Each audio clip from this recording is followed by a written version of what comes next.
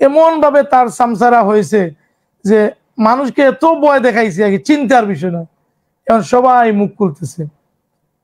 হ্যাঁ, আল্লাহ বলছে না যে তোমাদেরকে সামান্য দিনের ক্ষমতা দিছি, একবারে লেস টাইম, অল্প দিনের ক্ষমতা পেয়ে তোমরা দুনিয়ার যে উদাস সাজিলায়, আজ কিয়ামতের ময়দানে উদাস সাজার মজা কতটুকু আজকে বুঝো। এদেরকে তাবিজের মতো, তাবিজ আছে না মাঝে, তাবিজের ভিতরে কাগজ দেখা নেই রাখি ফেসে টাইট করে নেনি, এভাবে আল্লাহ রব্বুল আলমীর তাবিজের মতো এভাবে ডুগাই এদেরকে টাইট করে আছাড় মারবেন। এত আঘাত পাবে, এত কষ্ট পাবে, এদের জান, এদের বডি ওদের পাহাড়ের মতো হবে, সাধারণ আমার মতো বডি হবে না। এদেরকে শাস্তি করার জন্য এই যে কোরআনের খাদিমকে, কোরআনের কথাটাকে বঞ্চিত করলো, কত বড় একটা পাপ। হুজুরের সাথে একবার যদি কেউ মিলে যায় সে পাগল হয়ে যায়। আমি গোলাম মোল্লা রনির সাক্ষাৎকার দেখছি, মাহমুদুর রহমানের সাক্ষাৎকার দেখছি, বামপন্থী মানুষগুলা একবার মিশে গেলেই পাগল হয়। কেমনে এই এই দুষ্ট মহিলা তিনাকে শাস্তি দিল। আমার জানো তুমি, আমরা সাইদি মুক্তি পরিষদ গঠন করলাম, সাইদি মুক্তি পরিষদ করার পরে আমরা দাবি জানাইলাম এই যে কেস মামলা এগুলা মিথ্যা। আমি নিজেই বলছি যে আমি একাই এনাফ এর জবাব দিতে, কোনো লয়ার লাগবে না, এগুলা সাধারণ একটা কমন সেন্সের ব্যাপার। এরপরে তো আমরা একটা ইউনাইটেড পিস করলাম, করার পরে ফার্স্ট র্যালি করলাম টাইম স্কোয়ারে, প্রতিবাদ সভা করলাম, পরবর্তীতে লবিস্ট করার পরে এই সরাসরি প্রাইম মিনিস্টার কাছে আমরা কাগজপত্র দিলাম, তারপরেও তার হৃদয়টা গড়ল না। করোনাকালীন এত কিছু আপনি জানেন যে যখন শেখ মুজিবুর রহমানের প্রথম যে হজে যে গ্রুপটা পাঠায়, তখন আল্লামা সাইদি সাহেবের নেতৃত্বে পাঠিয়েছিল,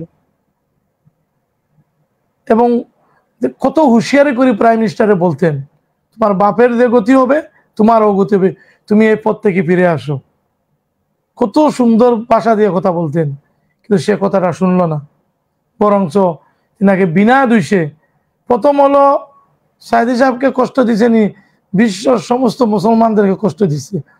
কাবা শরীফে মানুষের ধরে ধরে কান্নাকাটি করছে, বিশ্বের সমস্ত মুসলমানের উপরে আঘাত দিছে। কাবা শরীফ থেকে মানুষে কল করে বলতেছে সাইদি সাহেবেরা সবাই দোয়া করতেছে। আমি আমার নিজের চাষিরে দেখছি, এক সাইদি সাহেব লাগি দোয়া করতেছে আর একজন লাগি বদ্ধ করতেছে। চিন্তা করতেছ নি এই অভিশপ্ত কি তার বিদায় হয়েছে। আজকে আনন্দ করব না দুঃখ করব বুঝে আসতে পারতেছি না। আমরা মনে করি আমরা হুজুরের মৃত্যু হয়েছে, হুজুর যে জিনিস চাইছেন সে জিনিস পাইছেন, কিন্তু উনি যদি থাকতেন তাহলে দেখতেন। অবশ্য ওনারা তো সত্যের সাক্ষী হয়ে গেছেন, হয় না? এই যে দিনের পথে যারা চলে গেছেন, শহীদ হয়েছেন, এই আবু সাইদ, সে দেখে নাই যে বাংলাদেশ এইভাবে হাসবে, কিন্তু ইনাদের কাছে আল্লাহ হয়তো ফেরেস্তার মাধ্যমে পাঠাইতে পারেন, হয়তো কিয়ামতের ময়দানে উঠবেন, তখন আমরা সত্যের সাক্ষী হয়ে দাঁড়াবো। তখন ওনারা, আমরা এখন যেমন যেভাবে হ্যাপি হয়েছি, হয়তো তিনারা আরো বেশি হ্যাপি।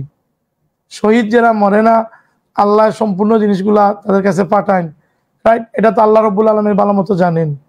তবে আমরার ধারণা তিনাদের আত্মা শান্তি পেয়েছে। একজন জালিমের যখন বিদায় হয় পৃথিবী শান্তি থাকে। আজকে প্রতিটা ঘরে ঘরে মানুষে এর জন্য বুদ্ধ করতেছে। আমি এক সপ্তাহ আগে কি স্মৃতি বলবো, এক সপ্তাহ আগে আমাকে একটা টেলিভিশনে নেওয়া হয়েছিল ইসলামের বিষয়ে প্রোগ্রাম করার জন্য। ওই আমার ভাই কল করছিল, একজন সাংবাদিক, উনি আমার নিয়েছিল, কইল কাউসার ভাই আসেন। যাওয়ার পরে প্রেসিডেন্টে সে আমাকে বলতে চার যে আমি কে, আমার পরিচয় কি, এইটুকু জানতে চার যে আমার মুখ থেকে সে শুনতো আমি জামাত ইসলামের সাপোর্টার বা ইসলামী আন্দোলনের সাপোর্টার। আর নাহলে তো আমাকে এত প্রশ্ন করছে যেটা টানছে, আমি এগুলা বলি নাই। কিন্তু 2-3 দিন আমার এই প্রোগ্রামটা টেলিভিশনে চ্যানেলে চলছে, 4 দিনের মাথায় আমার এটা ডিলিট করে ফেলছে। তখন আমি ওই ভাইকে বলছিলাম যে এই লোকটা কেন, আমি তো আর বড় নেতা না, কিছু না। তখন ও জেনে ফেলছে, তাকে মানছে, বলছে আমি আল্লামা সাইদ হিসাবের ব্যাপারে লবিস্ট করছি, সে এই জন্য আমাকে তার টিভি থেকে সরাই দিছে, এবং সে সিপার মাঝে আছে, মানে সে এই খুব চাপের মধ্যে আছে। কি আমি কই সিপা, চাপের মধ্যে আছে। মানে চিন্তা করো, একটা কথা বলতে গেলে মানুষে সাপের মধ্যে রেখে ফেলে। এমন ভাবে তার সামসারা হয়েছে যে মানুষকে এত ভয় দেখাইছে, আগে চিন্তার বিষয় না, এখন সবাই মুখ খুলতেছে। হ্যাঁ, আল্লাহ বলছে না যে তোমাদেরকে সামান্য দিনের ক্ষমতা দিছি, একবারে লেস টাইম, অল্প দিনের ক্ষমতা পেয়ে তোমরা দুনিয়ার যে উদাস সাজিলায়, আজ কিয়ামতের ময়দানে উদাস সাজার মজা কতটুকু আজকে বুঝো। এদেরকে তাবিজের মতো, তাবিজ আছে নানি, মাঝে তাবিজের ভিতরে কাগজ দেখানে রাখি ফেসে টাইট করে নেনি, এভাবে আল্লাহ রব্বুল আলামিনের তাবিজের মতো এভাবে ডুগাই এদেরকে টাইট করে আছাড় মারবেন। এত আঘাত পাবে, এত কষ্ট পাবে, এদের জান, এদের বডি ওদের পাহাড়ের মতো হবে, সাধারণ আমার মতো বডি হবে না। এদেরকে শাস্তি করার জন্য বিনা দোষে আলিম উলামা, ধর্মীয় ব্যক্তিত্ব, পৃথিবীর সব দেশের ধর্মীয় গুরু যারা, ধর্মীয় ব্যক্তি, তারা রেসপেক্ট করে। চিন্তা করো, আলিম উলামারে গ্রেফতার করছে তো করছে, কিভাবে বেন্ডি লাগাইছে হাতে পায়ে, দেখছো? মামুনুল হক সাহেব, মৌলানা মামুনুল হক সাহেব বলছেন ওনাকে শুয়ারের গুস খাওয়াইছে, ওনার মদের খাওয়াইছে। চিন্তা করতেছো, এরা 100% এরা তাগুদ। এই তাগুদের শক্তিদের পরাজয় হয়েছে, আর ফিরবে না। বাংলাদেশের মানুষ সজাগ হয়ে গেছে।